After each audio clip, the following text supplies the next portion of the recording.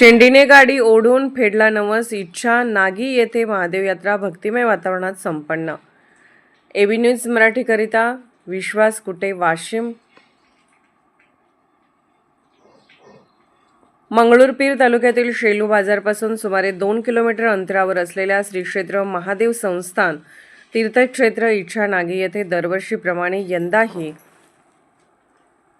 बारस निमित्त महादेवाची यात्रा मोठ्या उत्साहात व भक्तिमय वातावरणात पार पडली।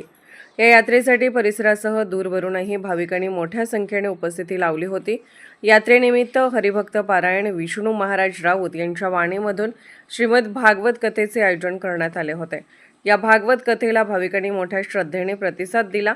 दिवसभर धार्मिक कार्यक्रम, भजन, कीर्तन आणि नामस्मरण यामुळे संपूर्ण परिसर भक्तिरसात न्हाऊन निघाला होता। या यात्रेचे प्रमुख वैशिष्ट्य म्हणजे महादेवाला नवस बोलण्याची परंपरा। आपली मनोकामना पूर्ण झाल्यानंतर भाविक नवस फेडण्यासाठी डोक्याच्या शेंडीला दोरी बांधून बैलगाडी ओढतात। गाडीत इतर भाविक बसलेले असतात, तर नवस केलेला भाविक अत्यंत श्रद्धेने आणि भक्तिभावाने शेंडीच्या साहाय्याने गाडी ओढून आपला नवस पूर्ण करतो। ही अनोखी व पारंपरिक पद्धत आजही येथे जपली जात असून यात्रेतील मुख्य आकर्षण ठरते। यात्रेदरम्यान महादेवाच्या दर्शनासाठी भाविकांची प्रचंड गर्दी उसळली होती। सकाळपासूनच दर्शनासाठी रांगा लागल्या होत्या। हजारो भाविकांनी महादेवाचे दर्शन घेतले, तसेच महाप्रसादाचा लाभ घेतला। मंदिर परिसरात विविध धार्मिक उपक्रमासोबतच शिस्तबद्ध नियोजन करण्यात आले होते। या यात्रेमुळे संपूर्ण परिसरात भक्तिमय, आनंददायी आणि उत्साही वातावरण निर्माण झाले होते।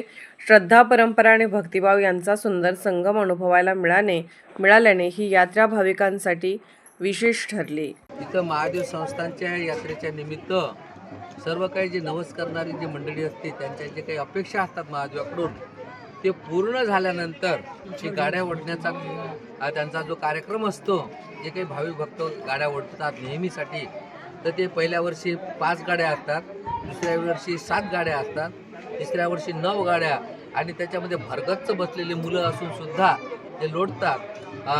पण त्याच्यामध्ये खरं म्हणजे ईश्वराची, महादेवाची जी शक्ती असते, आदी माया पार्वतीची शक्ती, महादेवाची शक्ती, त्याच्यामुळे ते त्यांना अशा एक प्रकारचं ते वाहून येते, एवढी शक्ती त्यांना ते प्राप्त होते।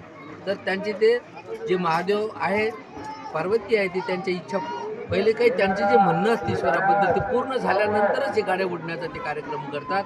हा कार्यक्रम हिच्यामध्ये असे कितीतरी वर्षापासून, म्हणजे आमच्या 3 पिढ्यापासूनही आम्ही पाहतो, जवळपास 100-150 वर्षापासून असं म्हणा थोडक्यात। तर हा अव्याहत असा गाड्या ओढण्याचा कार्यक्रम आणि शक्ती प्रदर्शन, जे महादेवाचं दैवत आहे बैल आणि त्याचे जे आपण वंशज शेतकरी लोक, तर एक शक्ती प्रदर्शन दाखवण्याच्या दृष्टिकोनातून अशा प्रकारचा हा कार्यक्रम गाडी ओढण्याचा असतो।